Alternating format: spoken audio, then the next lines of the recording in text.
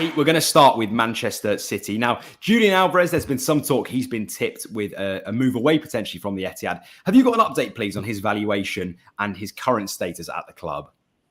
Yeah, current status, bit of an sort of unsettling one, this for probably Pep Guardiola and Manchester City, with Julian Alvarez coming out and admitting that he is frustrated with his role at the club, feeling he doesn't play in enough of the big matches, also giving suggestions that he would like to move to a warmer country. We've seen that one before, haven't we, over the years, with some players not liking the weather in Manchester and looking to move to sunnier climes. Pep's had to deal with this before, but yeah, he really won't want to lose Julian Alvarez. I thought he played a key role for the club last season when Kevin De Bruyne was injured. He stepped up into that number 10 role and came up with a number of big performances and big goals as well. So, yeah, I think if City were to even consider selling him, you're looking at £70 million plus for a player of Alvarez's calibre.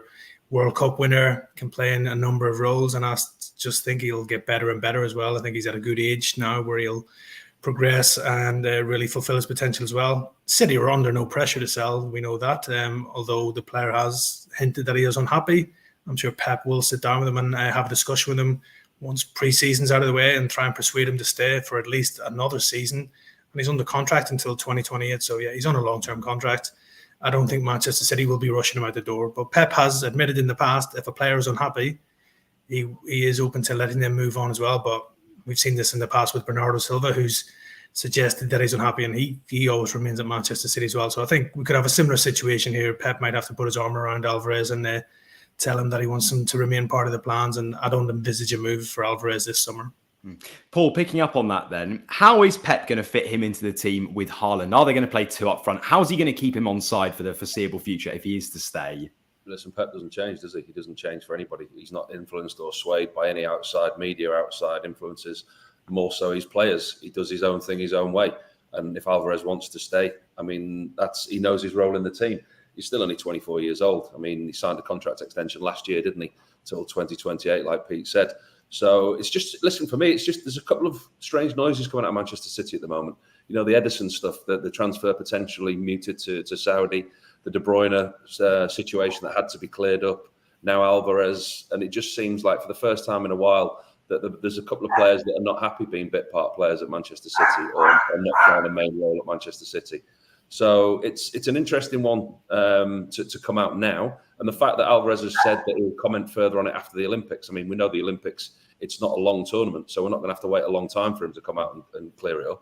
But it's for a player who signed a long-term contract, well, an extension last season. He knows his role in that team. He's not going to oust Haaland. If Haaland's fit, he plays in the big games. But we saw last season, Haaland's not always fit. They need another option. Alvarez will get his game time, like many others do at Manchester City and other clubs.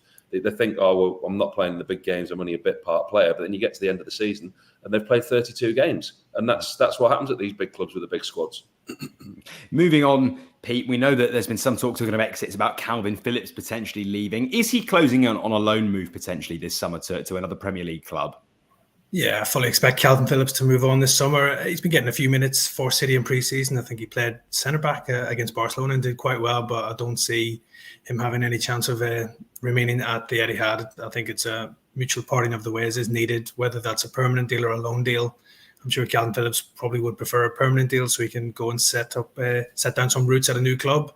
Everton are seemingly leading the chase for Calvin Phillips right now. They are in the market for a new midfielder to replace Amadou Onana. So, yeah, I think that could be the perfect landing spot, probably on a loan deal initially, because I don't think Everton could get anywhere near Manchester City's valuation for Calvin Phillips. But going to Everton, I think, could be a good move for Calvin Phillips because, as we know, the last few years have been a bit wasted for Calvin Phillips. It just hasn't worked out for him. And everybody would like to see Calvin Phillips get back to what he was when he was at Leeds United, when he was starring for England as well. And nobody more than Calvin Phillips will be hoping to see that happen again. He wants to go and kickstart his career again and back playing regularly in the Premier League. And I'm sure Everton and other clubs will potentially look at Phillips between now and the final few weeks of the transfer window to see if a deal can be done.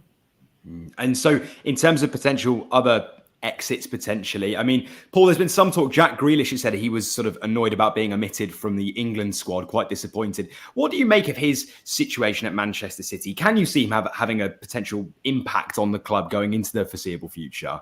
Yeah, listen, you look at him in pre-season, he looks as fit as he's ever been, doesn't he? It looks like he's taking the ball by the horns.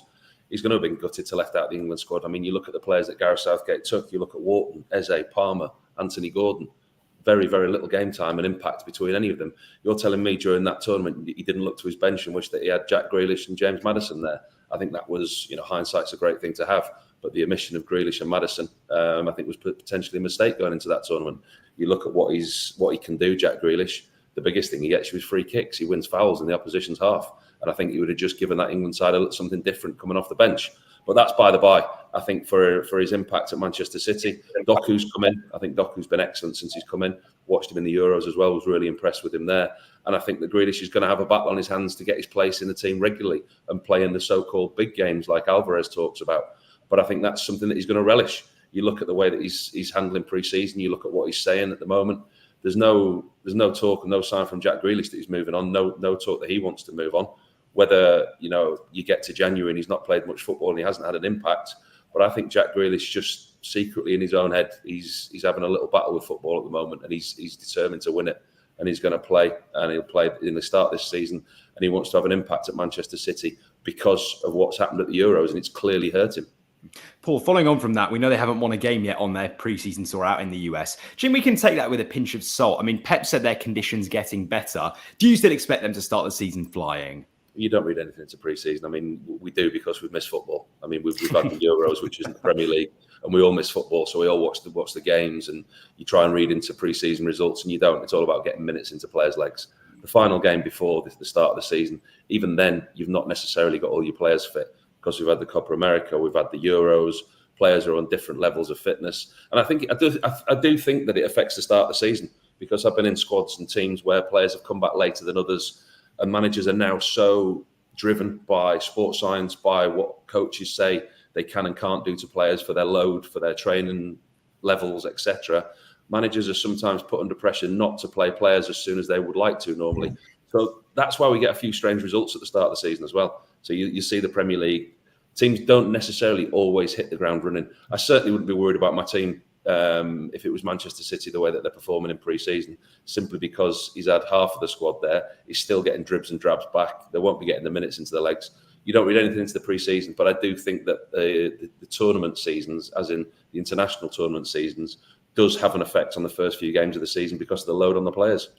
Yeah, I think if you want to play Manchester City, you don't really want to play them in any time of the season, but start of the season is probably the best because Pep's admitted before they've probably been undercooked. So if you want to try and get a result against City, it's probably a good time to play them. But yeah, there'll be no concerns over them long term. They've been undercooked before in pre-season and have gone on and walked away with the Premier League title, and they'll be right up there again, no doubts. You've just watched a segment from Football Insider's brand new podcast, The Inside Track, with me, Lewis Pearce, alongside the guests on the show. Thanks very much for tuning in. Please do give the video a like, comment your thoughts on the topic, and feel free to share on your social media pages. If you want to listen to the full podcast episode, click the link in the description below. Keep your eyes peeled for plenty more content and exclusives here on The Inside Track.